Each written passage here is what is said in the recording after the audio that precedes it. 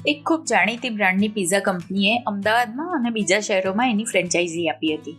1-2 વર્ષ તો બધું બરાબર ચાલ્યું, પણ પછી એક દિવસ ખબર પડી કે એ પિઝા બ્રાન્ડની જગ્યાએ કોઈક નવી જ પિઝા કંપનીના બોર્ડ લાગી ગયા હતા. નામ પણ એકદમ મળતું જુલતું, બ્રાન્ડિંગ પણ બહુ જ સિમિલર અને મેનુ તો એનું એ જ હતું. અચ્છા, શરૂઆતમાં પિઝાની ક્વોલિટી પણ એટલી જ સારી હતી, પછી ધીમે ધીમે પિઝાની ક્વોલિટી બગડવા લાગી. આ વાતની ચર્ચા થઈ ત્યારે ખબર પડી કે જે ફ્રેન્ચાઇઝી ઓનર હતો એ વ્યક્તિએ જ રાતોરાત પોતાની કંપની ઊભી કરી, અને એ પણ ઓરિજિનલ બ્રાન્ડ ઓનરની જાણ વગર. કારણ એ હતું કે ઓરિજિનલ બ્રાન્ડ ઓનરને અમદાવાદ આવીને જોવાનો સમય જ નહોતો, અને એવું કોઈ ઇન્ફ્રાસ્ટ્રક્ચર તૈયાર નહોતું કર્યું કે જે પોતાની ફ્રેન્ચાઇઝીસ પર કંટ્રોલ કરી શકે. એટલે આમ તો થવાનું જ હતું.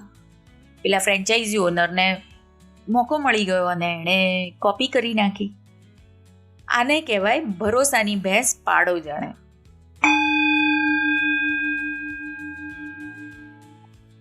નમસ્તે મિત્રો, મારું નામ છે આશા અને આપ સાંભળી રહ્યા છો કહેવત કથા. આજની કહેવત છે ભરોસાની ભેંસ પાડો જાણે.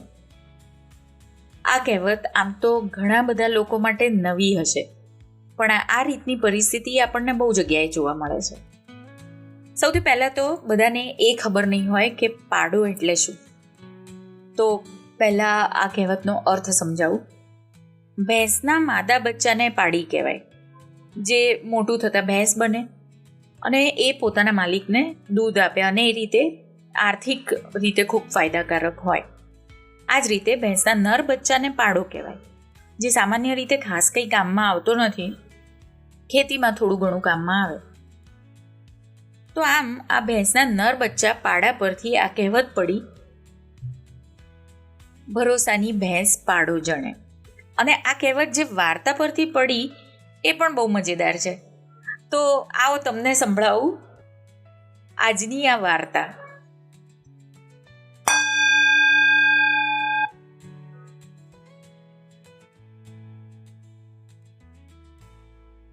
એક ગામમાં 2 ભરવાડ રહેતા. એકનું નામ કાબો અને બીજાનું નામ ભોળો. પશુપાલન એમનું કામ હતું. ભેંસો, ગાયો, બકરીઓ, ઘેટા એવા બધા પ્રાણીઓ પાળતા અને એમનાથી જે પ્રોડક્ટ્સ મળતી એ વેચતા.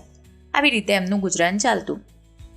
આ બંનેમાં કાબો ખૂબ ચાલાક અને ચપળ હતો, જ્યારે ભોળો થોડો આળસુ અને બીજા પર તરત વિશ્વાસ મૂકી દે એવો ભોળો હતો. હવે થયું એવું કે કાબાની ભેંસને વેતર આવ્યું, એટલે કે વિયાવાની થઈ, અને એ જ વખતે ભોળાની પણ એક ભેંસ વિયાવાની થઈ. બંનેની ભેંસોનો વિયાવાનો સમય થઈ ગયો હતો, અને સાંજે વિયાય કે રાતે વિવાય એવું કંઈક હતું. આથી બંને જણા પોતપોતાના વાડામાં ખાટલો નાખીને બેઠા. બંને પોતપોતાના વાડામાંથી એકબીજા સાથે વાતો કરતા હતા. હવે રાત પડી ગઈ એટલે ભોળાની આંખો ઘેરાવા લાગી.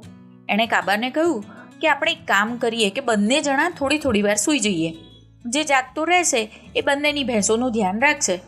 એટલે કાબો તરત બોલ્યો, અરે તું તારે શાંતિથી સૂઈ જા ભાઈ બંધ, હું જાગું છું ને. ભોળો તો કાબા પર વિશ્વાસ મૂકીને સૂઈ ગયો. રાત્રે બંનેની ભેંસો વારાફરતી વિયાઈ. ભોળાની ભેંસે પાડીને જન્મ આપ્યો. કાબાની ભેંસને પાડો થયો. ભોળો તો ઘસઘસાટ ઊંઘતો હતો. એ વખતે કાબાએ ઝડપથી બચ્ચાની અદલાબદલી કરી દીધી. સવારે જ્યારે ભોળો ઉઠ્યો ત્યારે કાબાએ સમાચાર આપ્યા કે તારી ભેંસે તો પાડું જણ્યું છે. ભોળાને તો એ વાત સ્વીકારવી જ પડે. ત્યારથી આ કહેવત પડી કે ભરોસાની ભેંસ પાડો જણે.